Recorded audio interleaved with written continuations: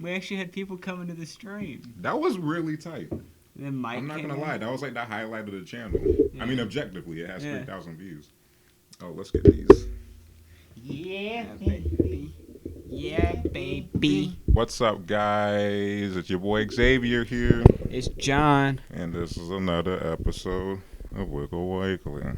Yeah. Finesse the bottle open here. I wonder if this will work. Nah, fuck it. Nah. So, Todd. I don't even know. I wanna catch up and stuff like that a little bit more, but also we're reviewing an 18-track album. I know. It's quite long. Yeah, it's a whole situation. But how have you been? I do want to tell you about something that happened to me. Oh, God. I'm good. I'm just, I've been working a lot. Yeah. Just doing that. Yeah, go ahead. I took a Delta 8. A Delta 8? Yeah. 40 milligrams. What if I'm just Before, opening this for the whole right hour? now? Hmm? Like right now? No. This was like 2 weeks I was ago. saying, like, is that why you're... That's why you open this bottle of water for 80 minutes? Oh, is that what you've been doing? What do you think I was doing? I thought you were just nervous twitching. Oh, wow. No. You're like, why is Xavier jacking off in front of me right now? Bro, just... I got you. Okay. Well, I took a Delta 8 2 weeks ago. Oh, yeah? Mm-hmm. How did you enjoy that? Well, it was kind of awful. Yeah. Okay. I was sent to the shadow. Well, so first, I was doing I had a long week at work. I was like, you know what? I kind of want to feel numb. It's a deeper issue, but we'll get into it later. Okay. I just wanted to chillax, you know? Yeah. I just wanted to listen to Hold My Liquor by Kanye West, the slowed and reverb version, and then just drift off into the abyss. Oh, that and probably, I only did one of those That things. probably slaps. Dude, look it up. But also, I picked up 40 milligrams from... I said, why would you think that'd be a good idea? That's such a high dosage. I know. I'm a dumb person. How did you go in there specifically looking for that? No. I just didn't... I guess I didn't respect it. And I didn't do enough research. I mean, I did see that 40 milligrams... A lot of people were saying 40 milligrams, you know, do that if you're a heavyweight. You know, what's his face? If you're 175, it's soaking wet, don't take this. It's gonna kick the shit out of you. And I was like, I can handle it. I couldn't handle it. I bet not. Dude. And it takes like... I was gonna be like, okay, well, whatever, because it took at least 3 hours to kick in. Really? So after like hour 2, I'm like, This I shit think sucks. that's what I'm saying. I think I'm in the clear. I was getting a slight buzz. I was like, if I stay like this, whatever. Kanye, take me away. And then like 11 p.m. hits, and I'm just like, I'm just fucking battling demons, bro. I was forgetting who I was. damn, it was like that. It was like you had like a psychedelic experience. No, not even. I wasn't seeing things. I will say my mind was racing. My mom was like, "You're having a panic attack, you pussy." But Oh, she knew that you was doing it. no, I told her, yeah. Yeah. I would, because I'm trying to ultimately. He called you pussy. The goal is, because she has like severe insomnia, so I'm trying to find like a 10 milligram or whatever the heck to put her out so she can stop taking so many medication for it, et cetera, et cetera. So I was like, I'm gonna try this first, and then if it works on me, and give you some. Thank God I took it first. It would have wrecked Shay. I would have lost a mother. But oh no. Yeah, it was. I swear to God, I was forgetting who I was, because it was pitch black. Like I said, it was 11 p.m. when I peaked, and it felt bad sitting still, because moving around, it kind of created like a slight placebo that I'm not high because I'm doing things. Yeah. You know what I mean? But when I sat there, it was just me and my thoughts. Yeah. And things were just moving so fast in my head. I couldn't focus on anything. Mm-hmm. And I was just a vegetable, bro. And like I said, I'm looking at my alarm clock, because it has like the LED time, and that's the only thing I can see, because I turned all the lights off and whatever, and that's the only in Inception, where they have those little bullshits that remind them that they're not in the dream. Yeah. Like some guy has like a dildo or whatever, and it's like this dildo is like pink in real life, so therefore I'm dreaming. Yeah. It was like what the alarm clock was for me. I was like, okay, my name's Xavier. I work at 9 to 5. I work down in Main Street in Canton. It's like when I stopped looking at it, I was just fading away. Yeah. I literally forgot who I was for a second, and Jesus. I had to remind myself that I'm a nervous black man in Canton who made a grave mistake. But did you sleep well? I did. Okay, so I mean, Yeah. So the grass is greener. do you have a new perspective on life? No, I'm just gonna look into things more. I think that's what it boiled down Yeah. to. Did they have a larger one you could have taken? Probably. That was like 40 milligrams. I don't know. You should take 100 Bro. and do it, and we should do a podcast. Bro. I wanted to do the Pusha T album review and do a take a shot every time he mentions Cocaine? Cocaine. Oh, wow. And just see how fucked up I get by the end of the podcast. Yeah, I'd just be resuscitating you by the end I of know. it. You ordered Diet Coke. That's a joke right here. That's like the hook for. It's like, fuck. On the track, too. Play rock and roll. That's a good album, by the way. Y'all should listen to it. It was pretty good. Rock and roll was kind of underwhelming, but what are you going to do? So anyway, I think 10 milligrams will get me right where I need to be. You went to like an actual place, right? You didn't like buy one from the gas station, did you? No, I went to a smoke shop Okay. next to a beauty supply store. Oh. Next to a what? A beauty supply store. BD? Beauty supply store. Oh, beauty supply store. Yeah, I was looking for hair products at the same time because I got insecure about my hairline. It's looking like the McDonald's logo a little bit, or Magneto's helmet. Don't say anything. I was trying. Don't say anything anymore. Right?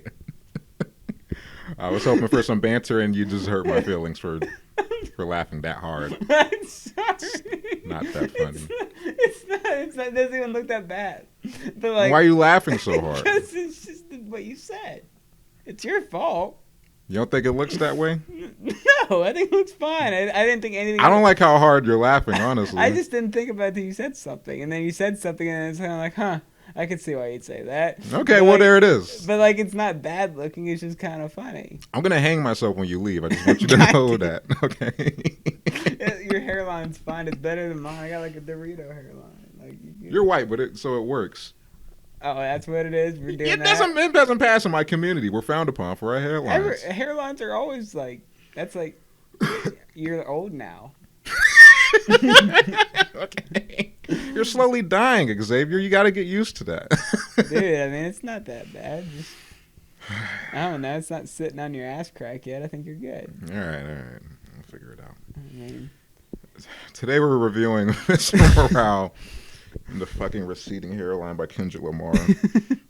Can I be honest? I feel kind of weird reviewing this album because it's kind of like, what do you think about his generational trauma? Yeah, you know, yeah, right. It's a 7. Right. I was thinking about that on the way over here. Really? Because it's like, I'm like, how do you? I've gone through so many stages with this. I listened to it the first time. I'm like, like there was obviously a few standout tracks here and there, but like I described it to somebody as like if you were listening to a documentary almost. Yeah. Like a therapy session.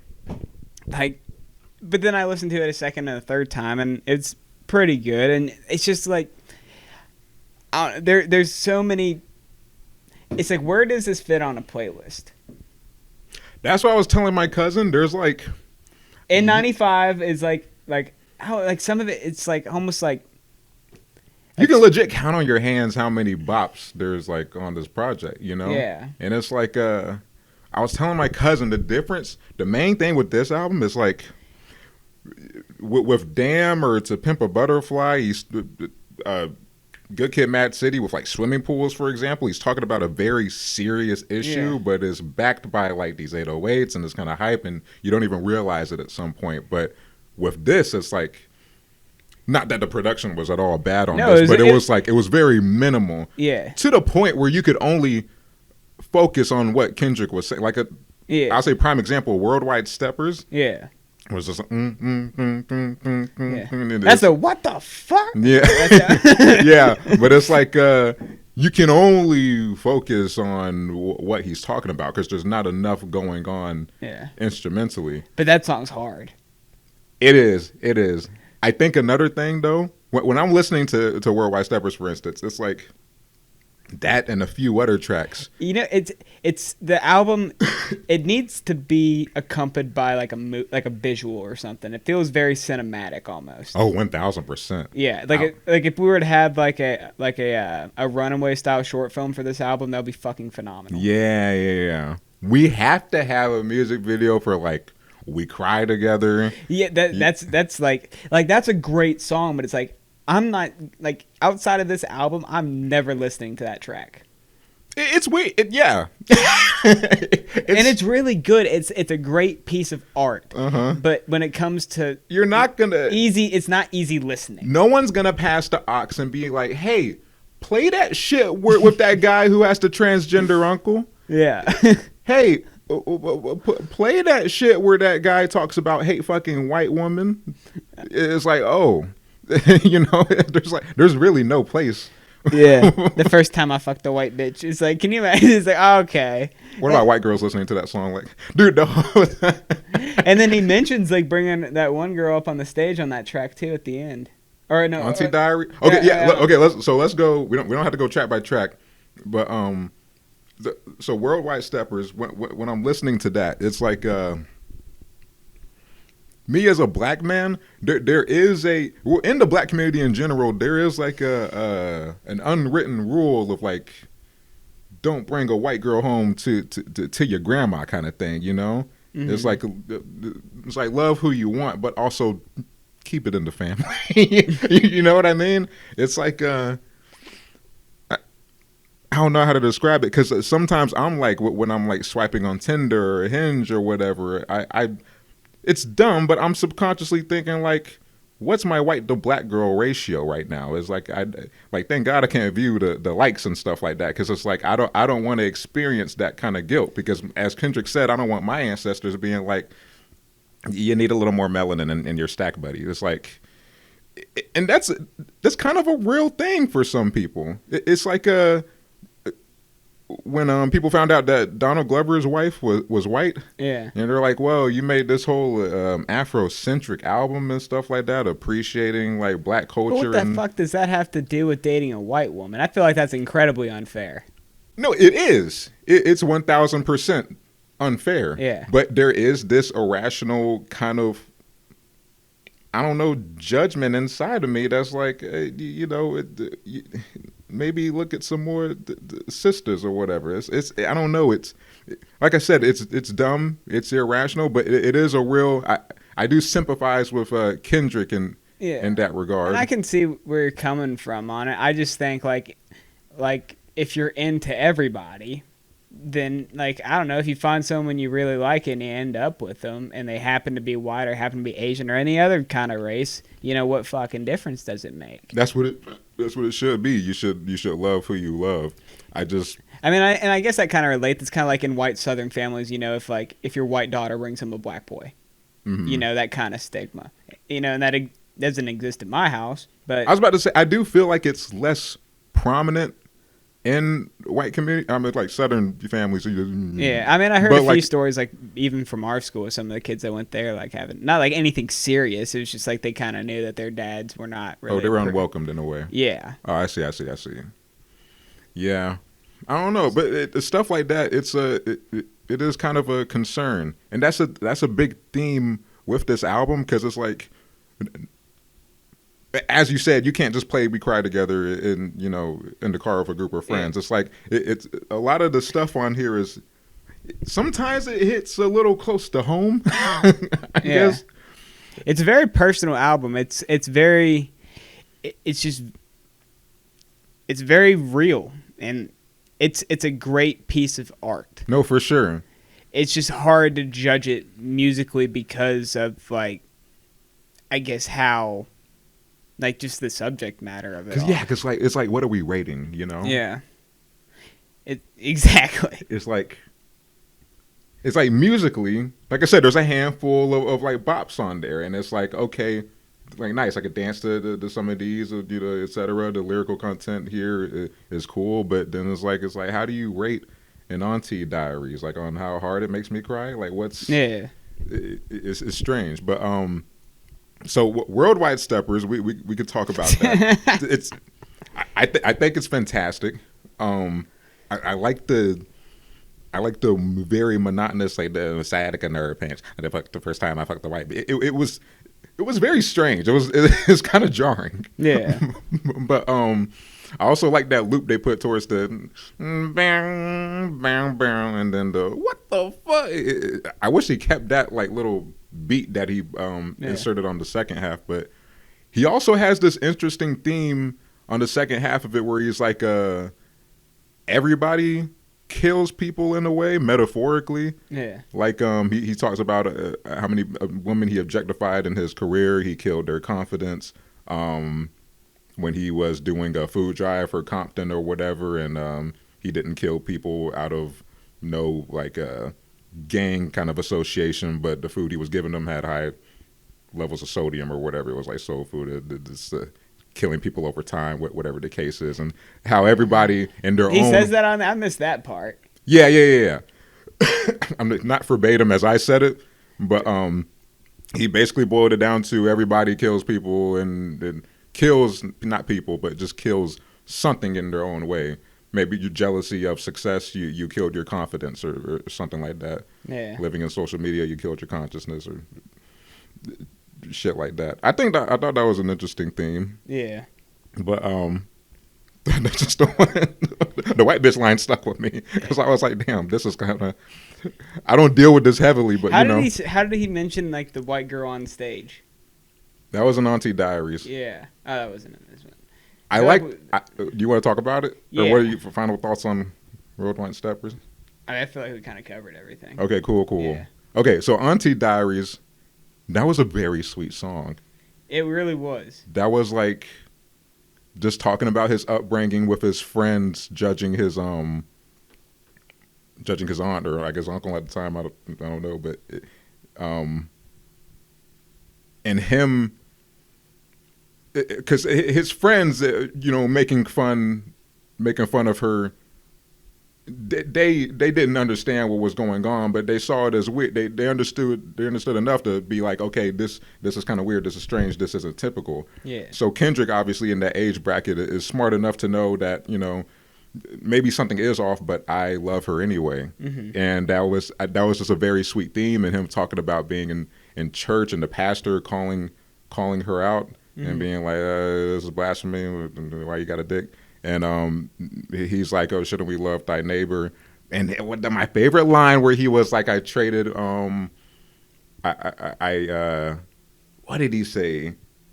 I chose humanity over religion. Yeah. Or something like that. And it's like, this is really an album of growth, because for him to say something like that coming from Damn, where his uncle's talking about, oh, we're all cursed by Jesus or whatever. Black people we're damned for the rest of their lives and stuff like that. And he's like, it makes sense, Yeah. And he's not taking things by that line. You can tell he's not taking things for face value anymore. I don't know if that's still in his belief, but he's growing as a person just by that instance alone of religion and the pastor and the church kind of rejecting his aunt in that way. So. I also the outro you were referring to, where his aunt brings up the concert. Really, that caught me way off guard. I didn't know he was going to talk about that. Yeah. I thought he was going to take that moment to the grave with him. Yeah, because it was such a misstep in his career in a way. Not career wise, but like. Just how do you not address that again? Yeah. It's kind of like, how are we acting like that didn't happen? You say what? How are we acting like that didn't happen? Oh, I know, right? But that was wild. He was saying something like when he was saying like the lines like faggot, faggot, faggot. It depends on the way I was brought up. I was told like these words are just a sound, like sticks and stones, kind of thing. And it's a matter of intention. And then he's talking about how his aunt actually calls him out and is like, well, if that is the case, why don't you let that white bitch say nigga on stage that one day? I'm just saying. Mm-hmm. And that's when the song ends. And I'm like, damn, bro, a lot of good themes. Because I stand by that intention argument too. With specifically that instance, like the white people saying nigga or whatever. I mean, obviously, don't go around shooting them willy nilly, but like in terms of like, I stand by that point so much because I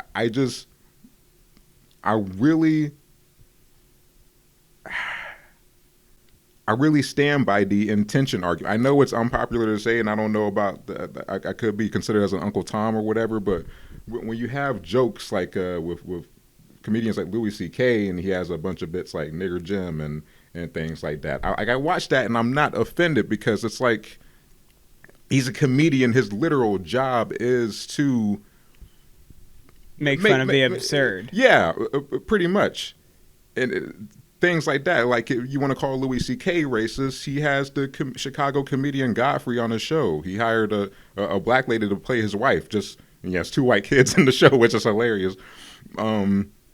Jimmy Fallon doing blackface. Yeah. It's like, okay, but he has the Roots as his band, Mm-hmm. It just several instances of like Tyler the Creator, people calling him homophobic back in the day, but he mentioned on I think on Colossus or whatever, some song on Wolf that Frank Ocean's my best friend. So mm-hmm.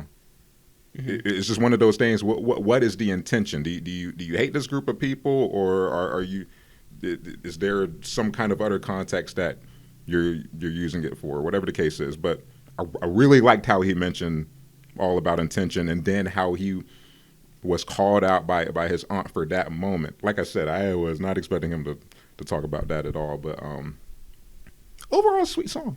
Yeah, it was a good song for sure. Need some goddamn water. But what's your take on the Auntie Diaries? It wasn't a bop, but I mean, I feel like for what it is, it's a phenomenal song. Mm-hmm. It's just hard to judge these as normal songs. Like, I don't know what category to put any of these into. Outside of like, I don't know. Like, some of them are melodic and good. Like N95 was really good. We can talk about a bop. Is Die Hard the greatest song ever, and why is it? It's not the greatest song of the year. Huh? It's not even the greatest song of the year. It's not the greatest song of the year? No. Is it the greatest song of the week? Yeah, it's the greatest song of the year. Bro, Die Hard? It's really good. It's really good. Die Hard makes me want to... You know those like twerk videos where girls are like standing on their legs and like or standing on their feet and putting their hind legs on the wall and just... That's me, bro. That's me, like, late at night after you leave today, actually. Like, I saw your Instagram post. Dude, that song slaps more than it has any right to. Yeah.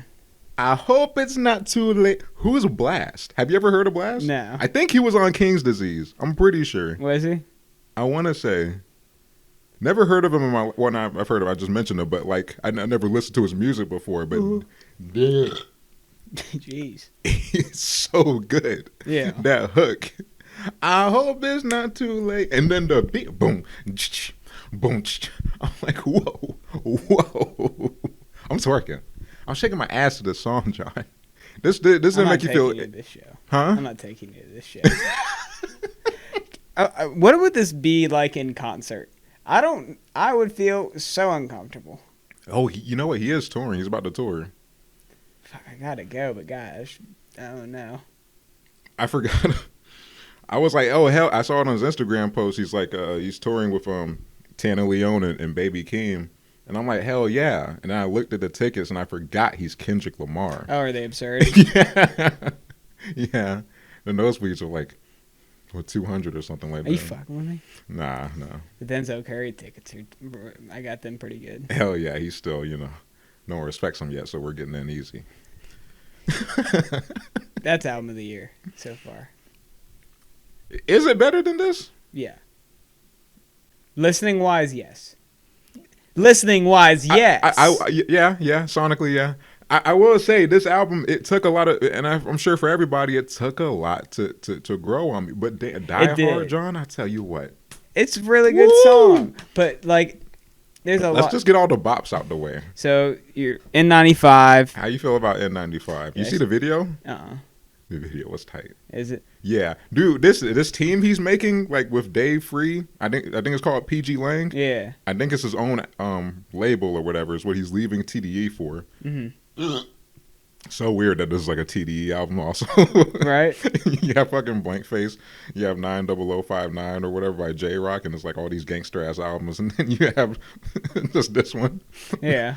About how my dad doesn't talk to me and shit like that, and my transgender nephew, but you know, it is Cousin. what it is. Was it nephew or cousin? He said cousin at some point is his uncle though, Oh. or aunt. Now, he did say cousin several times though, Oh. but you know, Wait, the song was about one person the whole time? yeah. I thought it was about two people. No, I thought he had I thought he had a lesbian aunt and a transgender like cousin or something. no. This is about his. Well, hold on. His lesbian aunt was in regards to Hold on. Well, now you fucked me up. Because she's I thought it was about one person the whole time. Because he talks about like she liked eating pussy at one point in time. Mm-hmm. Like he said. But then at the beginning of it, he was saying, like, he was talking to his mom about it. It was like, why are people so jealous of Uncle Steve or whatever? And you know, his mom was saying, I don't know, it's because he gets more women and that makes more money than these assholes. Mm-hmm. I think it was one of those things where it's like, especially when he was like, my uncle is, what do you say? My auntie is a man or my uncle is a man? My auntie is a man now. I think my auntie is a man is a metaphor for not man in the sense of in a literal sense, Yeah. but man in like he has more women, he makes money, he's an actual provider, and it sounds sexist what I'm saying right now, but it's like he embodies this. I would have to look at the lyrics and like kind of decipher. It's deep. There's a lot of deep stuff on here, but what was I talking about? Oh yeah, bops. So N95 was cool. I like the metaphor where it was like take off the foo-foo, take off the Louis Vuitton, and take off all this bullshit, and then what do you have? Oh, you ugly as fuck, you know. You out of pocket. I guess like N95 is a metaphor for Mask. you're using all these things to cover who you really are, and once you don't have your Louis Vuitton shoes anymore, you're ugly as fuck. Yeah. 2 ATMs are you stepping or what? Yeah. So that's the fact of the matter. Yes, that was about your leg hairs are gently rubbing against mine, and it's turning me on a little bit. I'm just gonna move over. Gross. Here. But you get the fuck out of my shot. N95 was cool. But definitely watch that video when you get a chance. For sure. Savior. Kendrick told me to, but he can't save you. He's not your savior. Why does he use that voice all the time? He's not your savior. Future told you to get a money counter, but he is not your savior. He sounds like a substitute teacher or something like that. Like, I know. what is this? That dude, this might be the most interesting production on the Kendrick album, I'll say. Yeah. Because this is like the melody, the sample they use. Oh, I bet before my thoughts on me on Die Hard, did you feel like or actually no, it was it was Purple Hearts I'm thinking of. We'll get to that in a second. Did you feel like the hook on that reminded you a lot of All of the Stars? In terms On of Purple Hearts? Yeah. Oh, wow. Not really. I didn't think about that at all. Mainly because I hate All the Stars. I know. I just feel like it kind of reminded me of it. Yeah, a little bit. Ugh. I don't even want to associate it because I don't like that song. That song's terrible. Oh. Speaking of terrible songs, Rich Spirit. Yeah. That might be the worst Kendrick song in the past.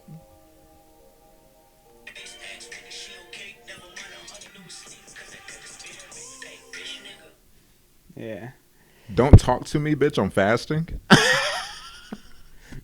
Kendrick's funny as hell, It sounds like a Baby Keem impersonation. Did you see all those leaks that came out? About what? From what? There's like somebody from TDE or whatever leaked a bunch of reference tracks that Kendrick did for Baby Keem. Oh, really? Yeah, it's like his entire discography. Oh, there's like 5 or 6 songs. Yeah, like that he basically did for Baby Keem. mm-hmm. I was watching a video on it, and this guy would put it down perfectly. He was like, I think Baby Keem, Kendrick is manifesting a version of himself through Baby Keem that he's afraid to showcase because he's afraid it'll be perceived as like the weird or whatever. Mm-hmm. So I think he's like what do you call it? He's making music vicariously through Baby Keem with these reference tracks or whatever. Yeah. Just because it's a side of him that he wants to pursue, but he doesn't want to, I guess, fuck up the bag in any way. I don't know. Mm-hmm. It's interesting. It's interesting. But Savior was fantastic. Like I said, the melody on that, like the sample they used with the and I think it's in like reverse or whatever. Mm-hmm. It's like hypnotic, bro. Yeah. And Kendrick's flow on it. Ben aquí, c'est la vie. Yeah, dude. Are you happy for me? Are you happy for me? Those are weird niggas, bro. Keem and Kendrick. I love how they're not afraid to just play with their voice, and it's like they're like, it is what it is. This is who I am. Because if you listen to Keem, his voice is almost as deep as mine, and it's like, whoa, whoa, whoa, whoa, whoa. Really? I swear to God. It's like, where do you guys pull this shit from? Super interesting, but love Savior, N95 Savior we talked about. Do we want to go ahead and get? Oh, what are you about to say? I want to talk about Count Me Out. I love when you count me out. I love when you count me out. Fuck it up, fuck it up, fuck it up, fuck it up. When you was at your lowest, where was the hoes was at? When you was at your bro. Count Me Out is one of my. I was gonna go off the deep end and say it's one of my favorite Kendrick songs ever, but yeah, that'd be inappropriate. That the production is crazy on it though. Yeah, dude. And it's the start of the second half of the album too. Mm-hmm. So it's like the perfect song that exhibits like a triumph and everything. And also, did you those intros? I hope you find some peace in mind. Kind of reminiscent of Damn a little bit. Yeah, it reminded me of it a little bit. Is it difficult? I feel like I saw a lot of it. There's a lot of melodic blue in this album. There's a bit of Damn. There's some of the Black Panther album in it. Yeah. And then the rest is just Dr. Phil. I feel like I cut you off. Were you about to? I have no idea where I was going. I don't even know what I said before I got cut off. Okay, gotcha. What other bops are there? I like it. Dude, Count Me Out is probably my favorite song on this project. I'll say, because production wise, like I said, his flow on that. What's that? He's just having fun. As sad as it is, I love Father Time. Yeah. That's one of the ones where sonically it's fantastic, but if you pay attention, it's like, oh. Yeah. That's one of the ones where it's a little, it's too close to home. Damn. You know? Listen, my pops is in my life, and he, we're just not close like that, and it's a whole thing. We're trying to rebuild since the divorce and whatnot, but it's like this song is interesting because you don't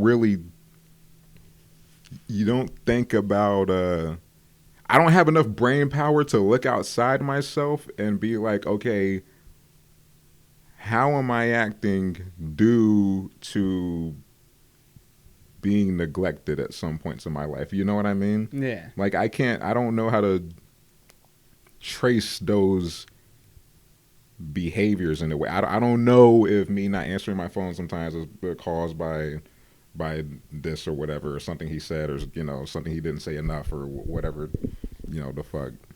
So it's hopefully I can get to that point that K-Dot's at, but it's like I said, it hits close to home. But it's nice to have someone in his position to talk about these kind of things and everything. It's not and that's why I'm grateful for the album. I mean, like, 'cause nobody else is gonna make this kind of music. Yeah.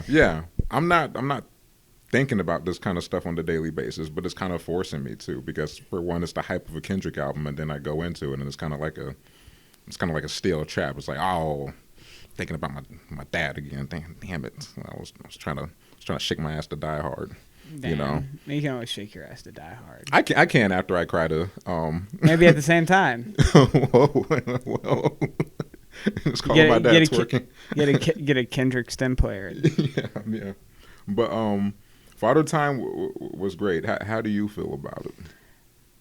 I really liked it. I mean, I love Sanford on it too.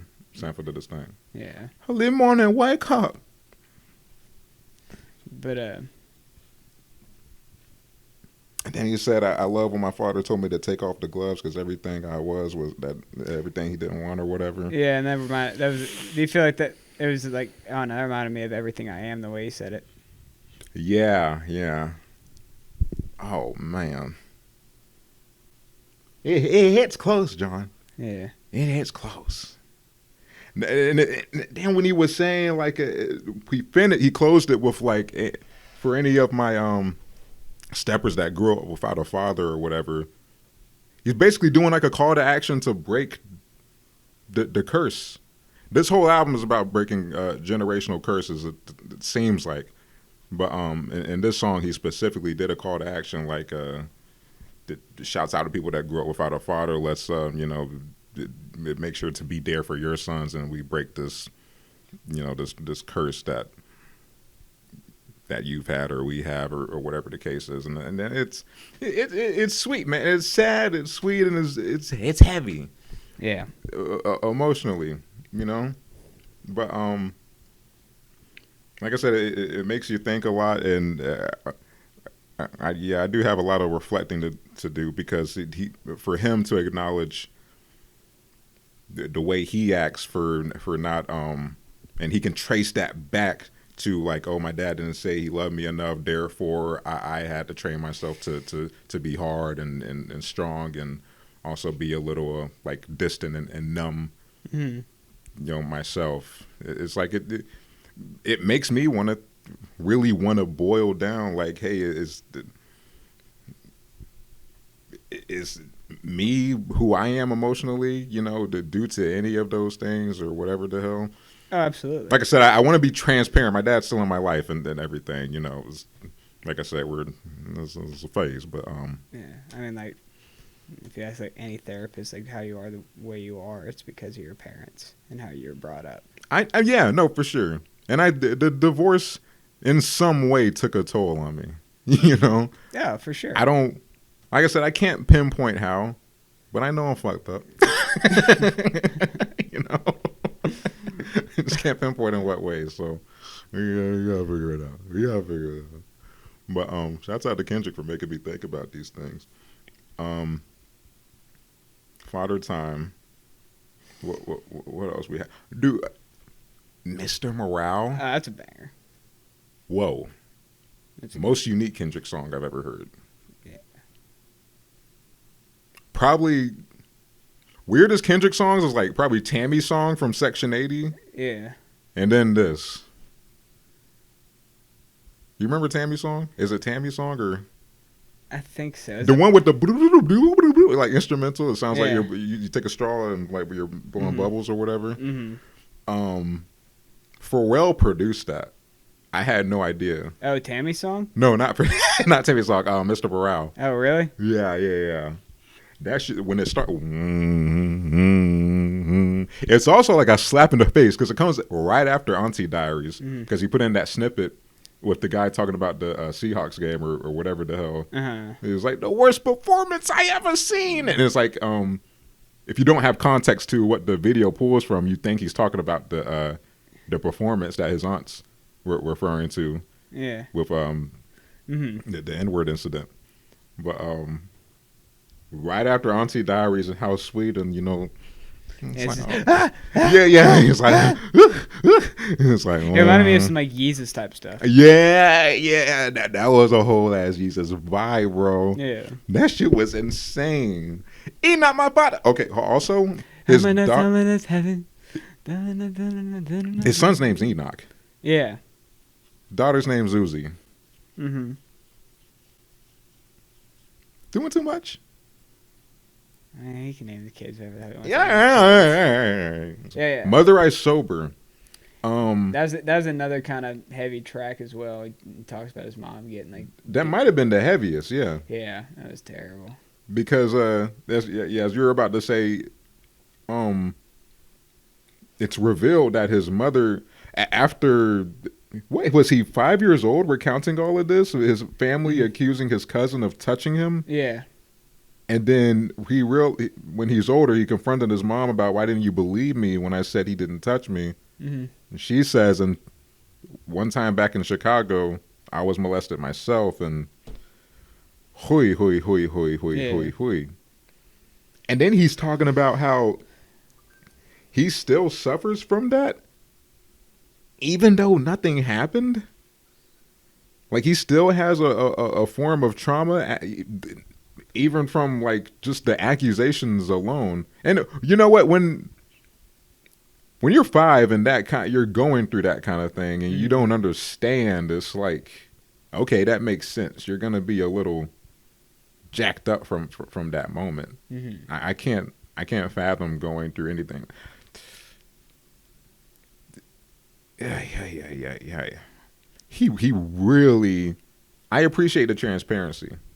I do too, because generally there's nobody else that's talked about this. Yeah. Like, it reminds me of the John Mulaney bit. Like, he's so brave, but it's like for real this time. You know, it's like, oh wow, you really put this all on Front Street here. And this is definitely one of those songs where it's like, I don't know how to scale this or review it. The only thing you can really do when listening to this album, aside from the bops, is like, I guess you have to, you take it in and learn how to apply it to your own life. It's a thinking man's album. Yeah, well, honestly, it's like, for anyone that was unsure about transgenders, maybe you can learn from Kendrick's experience. Yeah. And how much he loves this person despite who they are and the identity they choose. And like me listening to Father Time or whatever, maybe I have some work to do and trace back, like, maybe where my mannerisms come from, and if it does stem from the divorce or whatever the hell, and things like that. I do want to get into well, before we leave Mother I Sober, any closing thoughts on that? No, I kind of got everything out at the beginning. Homegirl from Portishead, she did her thing. Where's she from? Portishead. I think that's the band name. Oh, have you ever heard of them before? They have this one song. How the fuck do you hear this shit?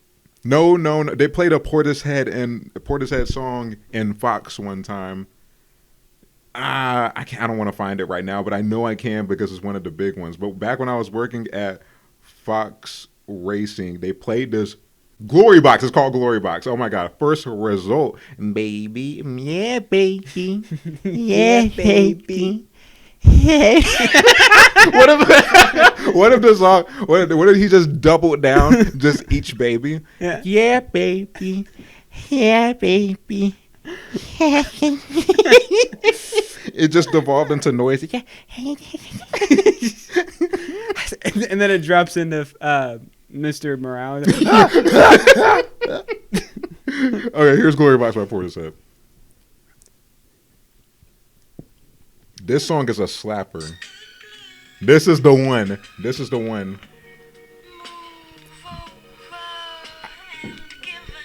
Now, I don't know if this is the same girl on the hook. Oh, that's heavy. I want to ask though, how do you feel about the Kodak Black kind of being everywhere on this project? I wasn't mad at it. I just didn't really know why, of all people. But even Kodak talking, he's like, why you with a legend? Like, talking in his little, like, kind of, like, acapella. That nigga had an interlude. Yeah. And I was telling my cousin this, it didn't bother me either. It wasn't bad. I don't think he was bad. I don't really dislike Kodak Black's music. I mean, there's some of it I'm not a big fan of, but he's made good songs. And honestly, like, did you ever listen to what you call it, Gremlin? No, Oh, that's a pretty good song. I'll check it out. Yeah. I know he's capable of making good music, though. I mean, I rapped over the Rolling Peace instruments. Yeah. He has a good ear for beats, and he's not terrible on them. My thing is, it's a little bit like the Kanye associating himself with Marilyn Manson during the listening parties. Yeah. Because you have the Heart Part. Did you watch the Heart video? Yeah, I did. So you have the Heart Part 5 video where the whole last half he's giving homage to Nipsey Hussle. Mm-hmm. And he was like, let me get this guy who immediately hit on Lord and yeah, that is also awkward. as soon as he died. Yeah, I didn't even think about that. That is a little... Accused of rape. Allegedly. Yeah, I think. It's a weird choice. It is an odd choice. I feel like he maybe could have picked somebody else. He maybe could have gone a different route.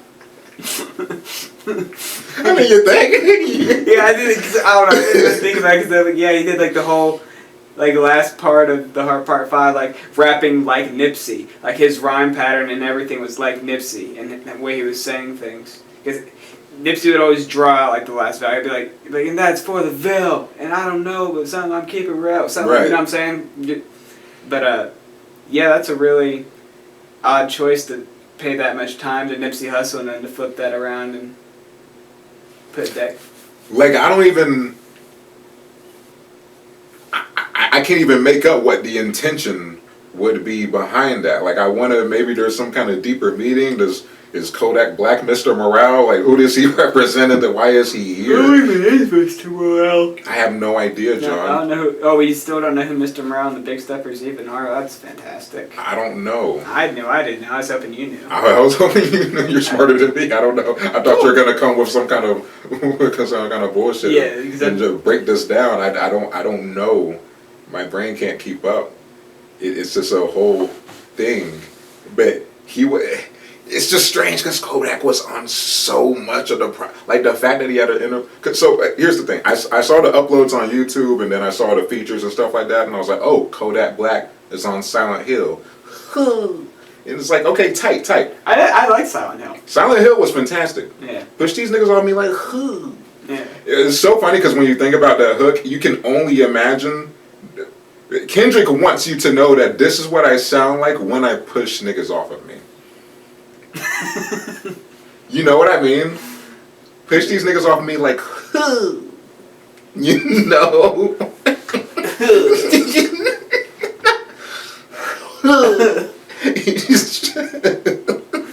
You know how disrespected I feel if someone made that noise and they pushed my face? Hey, bro, come on, bro. I feel like that's like... You're not pushing anyone hard with that noise, too. It's like a delicate, it's just enough. It's just a gentle hand across the face. And then, get out of my shot. And then the bouncer gets in your way and you're just like... Yeah. But, anyway, I saw the track list. I was like, okay, Kodak Black's on Silent Hill. Tight. So I played the album, and we get to, I hear his voice. And I'm like, oh, are we at Silent Hill? I'm 8 seconds into the album. Are we at Silent Hill yet? And no, it's Worldwide Steppers. The first time I fucked a white bitch. So I had a nerve pinched. And I'm like, okay, cool. And then we get to another track. It's like Kodak's rapping the whole time. Where I'm like, are we on Silent Hill? Is this Silent Hill yet? And it's like, oh no, it's just an interlude. Okay. Yeah, it was Rich. Rich. Or what?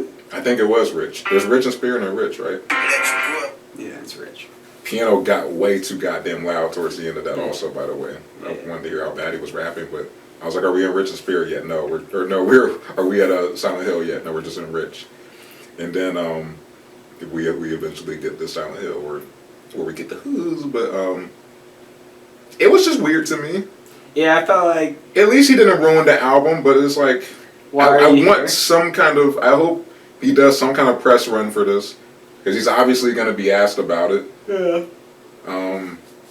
I just want some kind of context. I need some kind of understanding behind that. Because he was He was like to this album as like Gerard Carmichael was to Igor. Like sometimes you have to open the refrigerator to get through the back door sometimes. Yeah. But it is what it is. We cry together. Oh yeah, we did. We haven't talked about that yet, have we? We haven't. I like how we did this. Save the best for last in a way. Yeah. So holy shit, that is. You know the meme with the white guy just. Yeah, I know you're talking about. Yeah. That was me the entire time. And we're back. Now we're back. Okay. All of these are about to die. So we'll end on We gotta talk about that. We cry together. We cry together. Yes, we'll end on we cry together. So like for me, I don't know if I picked it up or not. I was talking about like it was obviously a commentary on relationships, but I feel like particularly Kendrick was commentating on black relationships and kind of, or at least for him at least. I want to challenge you on that, but why black relationships? I'm not saying that in an accusatory way, but I'm just curious. The only thing that threw me off, not threw me off, but at the beginning, the narrator or whatever was like, "This is what the world sounds like." So I don't know if it's a commentary towards relationships or the world or both. Yeah, maybe I'm just thinking of it because it's in the context of obviously he's black and he's saying it, and it would be like, well, and that'd be like the only relation, and obviously the girl who's fucking kills it, by the way. Taylor Page stole the show. Yeah, but obviously she's black as well, so I guess maybe that's what kind of made me think that. And then also like he talked about like talking about like how actually no, it wasn't you, it was Mona Lisa, like Lil Wayne's project. Yeah, on the sample or on his feature on that, he talks about like they care for my mama and all this, that, and the other. Like his mom taking care of like something, like doing stuff. And he talks about on this track, like he talks about giving her that car. Oh yeah, the Honda. Yeah. That bitch don't like me anyway. Yeah. So I don't know if like, because obviously like dynamics in different cultures are different, like in terms of like who takes care of what. Like, you know what I'm saying? I see what you mean. My only thing is like the argument wasn't specific to black culture or whatever. They talked about R. Kelly and stuff like that, but you know, that was about it. I think so. But otherwise, I feel like I feel like everyone, white, black, Asian, or whatever, has had that level of an argument. I would hope not, but you know, everyone's had a form of an argument like that with their spouse. Yeah. But plus, like the constant use of bitch and the N word. Like a lot of times when I feel like that would be the words that would be used in terms like if you're screaming at somebody, like a white person, obviously, like a white woman probably wouldn't use that towards like somebody. Yeah, no, they're not gonna say. I would hope not. Yeah, that'd be the funniest argument ever for a white couple. Yeah, but I mean, you know, bitch is universal. Yeah, that's true. I guess it's more or less just like. I feel like it's a commentary. I not even feel like it is he said on the project like it's a commentary towards. He said this is how people sound like. So I think it's how the world treats each other, especially in the time of COVID. And then obviously, I mean, like these are he's dated black women. So like if he's had these arguments, it's probably how it's sounded. Right. So that's also probably what kind of drove my thought process. I see what you mean. But I think in general, it's just a very good representation of a very toxic relationship. And then at the end, it's like they fucking fuck each other. Oh my God. Yeah. That's what I was. Like I sound that was that meme with the white guy. I'm like, okay. Yeah. All right. Next. But Taylor, I was like, I have to listen to this chick's music. Yeah. And I look her up, and she's on goddamn the CW or something like that. I'm like, what? Really? Yeah, she's an actress, bro. I didn't know that. I didn't know that yet. Yeah. It's like her execution with her voice kind of giving out on parts of her verse, and it's like, obviously Kendrick wrote that for her, but oh my Lord. It's also, I saw a YouTube comment saying this, but it was actually pretty smart of Kendrick like to choose an actress to do this role instead of a musical artist or whatever. Because it's more, it kind of reminded me almost of like Kim by Eminem. I was about to mention that. Yeah. Yeah. I listened to that for the first time like a couple of days ago, just to get the reference because everybody kept mentioning it. Yeah. It's like a little, surprisingly, like a boiled down version of Yeah. Kim. It's less psychotic. Oh, yeah. I will say more real in a way because Yeah, well, obviously, Kim is a gross exaggeration. Yeah. You know, he's talking about kidnapping and murdering somebody. And Yeah, for this sure. is just a bad argument. This was this was like intentionally funny too. Yeah. At some points, I should have fucked her. I want to should fuck have her. found a bigger dick. Oh my god! I said I should have found a bigger dick. found a bigger dick. I'm like, did you have to clap that? I'm Yeah. like, no. I should have fucked on your cousin. What did you say? I should have found a bigger dick. Oh my lord, that was the funniest thing ever. And then when she was talking about, she was giving a bunch of metaphors of how men affect the society and why Harvey Weinstein is successful or whatever, and then why R. Kelly doesn't. He said, "You still lip bumping this music." He's like, "Why? This is why R&B bitches don't get along." And she's like, "What the fuck are you talking about?"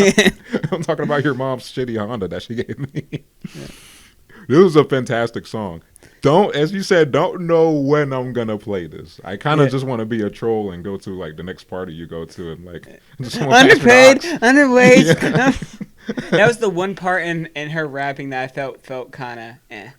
It reminded me of when I rapped in high school. That's the best part of it. It works in the context of this song because it's a depiction of a real argument. That's why I like that he didn't get like an R&B artist or whatever, because they're gonna add a little finesse. Like they're gonna be like underpaid, underlooked. This is why Harvey Weinstein is doing his thing. And it's like I don't want to hear that. I want to hear your voice give out. I want to call my mom a bitch, or just you know, like make it authentic. Mm-hmm. And she did her thing, bro. There was no finesse or swagger to that at all. Like I said, with her voice just giving out, and it sounded like she was about to cry at some points. I'm like, oh my god! I feel like Kendrick gave her a black eye before she went to the studio. He's like Kubrick, like I gotta make it real. Fuck you, bitch! Fuck you, bitch! Fuck you, bitch! Fuck you, bitch! So strange too, because the beat is like, I'm expecting West Side Gun to pop out the woodwork, because Alchemist produced it. So really? Yeah. So. That's all I'm like. I'm like, bro, Benny the Butcher is about to drop a Hot 16 on this at some point. But damn, that song was tight as hell. It's a raw album, dude. It is heavy. Shall we attempt number scores? Well, hold on. I want to make sure I didn't miss anything. I think we talked about all the prominent ones. I obviously we talked about everything, honestly. Did we really? Did we touch on every song in 95? A Die Hard, man, I love it. We didn't talk about the intro song. United in Grief. How did we just skip over that? Yeah, that's a good one. We kind of did talk about everything else. Holy hell. Yeah. Not Mirror. Mirror was cool. So, triumphant. He's fresh out of therapy. He's happy now. I Choose Me, I'm Sorry. Crown was cool. I think that was a commentary to the fans. I'm not going to please everybody. It is what it is. Sometimes you get some bangers about how my family suffers from alcohol addiction, and then other times you get tracks about my transgender uncle, who's my cousin also. United in Grief. And we'll end it there. Damn, we kind of flubbed it. I wonder we cry together at the end, but it is what it is. No, we could just not talk about it, or we could really shortchange the shit out of it, because it's good. I like United in Grief. The production... One of my favorite, the beats on the project, maybe, cause like the piano, boom, boom. I was watching Fantano's reaction. He was talking about this is like a theatrical kind of. That's what I was saying. Like at the beginning, like it's almost like cinematic in a way. Yeah. And he's talking about like how that's what I'm saying. Too close to home. I have 3 pairs of fake shoes down there, and he's talking about how people are. He's talking about how him and Keem are buying all these things and doing all this other shit to distract themselves from the fact that they've been hurt in the past by they have some form of trauma from maybe growing up in the hood or their family doing this or them getting diddled when they were younger, and now I have 4 cars. Mm-hmm. I got a lot of shoes. That's all I'm going to say. I got more than. As you look at my file, I'm just. I'm selling those. I'm selling those. You're looking at the shoes like, how many times did Xavier get diddled? I gotta figure that out. Anyway. As many pairs as. Anyway. United in Grief is fantastic though. I like the little the drum loop and the hook, the rapid fire kind of hooky ass on that. On the second half. The white jean wagging the front band, the band was done in 2 weeks. I'm like, woo wee. Hard, bro. Eminem influence is prominent too, especially on "We Cry Together." When I listened to Kim for the first time, I'm like, bro, it's there, but less shitty. Yeah. I guess let's get into some number scores. Realistically, it's between like a 7.5 and an 8. I'll say that.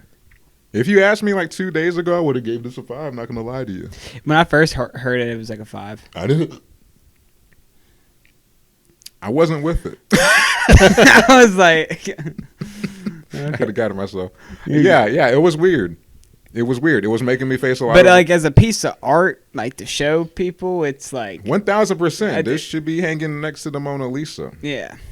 Hey, what the hell? But listening wise, taking a break from it. Yeah, sonically. Outside of your favorite song in the whole world. Die Hard and N95 I'll probably still play. Mr. Morale I'll probably still play. Mr. Morale I cycle between Count Me Out, Die Hard, and Mr. Morale. Those are the top 3 on this project. Those are amazing songs. But I love N95. That's just so hard. Yeah. It is kind of surreal. It's kind of like the Isaiah Rashad thing where we were like this album's cool but we don't love it. Yeah. And he comes back after 38 years. My cousin has a theory that he recorded all this like 2 weeks ago. You think so? I kind of do. Probably. He had a line about Putin. Putin's making nightmares. He said that on like Count Me Out. Yeah. He had a line on Father Time about Kanye and Drake getting back together. Yeah. That happened a while ago. Did it? Yeah. He's been gone for so long, John. I mean, I don't think that was like last month. No, it wasn't. Yes, it was, bro. It was not last month. They performed they did that thing together at the LA Coliseum. It was this year. Yeah, I know, but I'm saying like we're almost 6 months into the year, man. Well, yeah, us. But I'm saying this nigga's been in the hyperbolic time chamber for 12 well, I know, years. but that happened like 4 months ago. I'm saying I don't think he had much until like 2 weeks ago. I know, but you brought up the Drake thing. Like that didn't happen like 4 months ago. Like that could have been written 4 months ago. That's what I'm saying, though. As long as he's been gone, like how you? Here's my thing. Here's my biggest problem. I'm sorry. We'll wrap it up after this. But here's my biggest thing. When an artist is gone for that long, I want you to come back talking about Lincoln being elected. I need you to write about the stuff that was happening at the time for you. It's fine if you have some recent stuff. It's like cool, but it's like just to keep the continuity. I need to know what's happening at this point in your life up to now. It just helps me. Do you not feel like he goes over a lot of that? He does for sure. Yeah. I'm kind of just talking shit or whatever, but it is a little of a gripe that I have, especially when Lil Wayne dropped the Carter 4 or whatever. Carter 5. Carter 5. And I was like, come on, bro. Yeah. You made this all. Well, I think that album got just torpedoed, but. Yeah. Oh, okay. I was like, my computer's gonna take it upon itself to play some new Kendrick. But anyway, it's a small gripe. It's a little gripe. The album is still a 7, but also you recorded all this a month ago. Yeah, baby. And that's the T. So I'm gonna go 7. I'm gonna go 7 too. I'm gonna go 7. That's a solid score, and it might go higher. So Kendrick, your generational trauma gets a C. It's not good enough. Sorry. Not enough, Deadling. Sorry. Try better next time. Maybe add some 808s and we'll give it an 8. Christ. All right. My name's Xavier. I'm Kendrick's transgender uncle. Oh my God. And this has been another episode of Wigga Weekly. Thank you guys for watching. Peace out. Peace.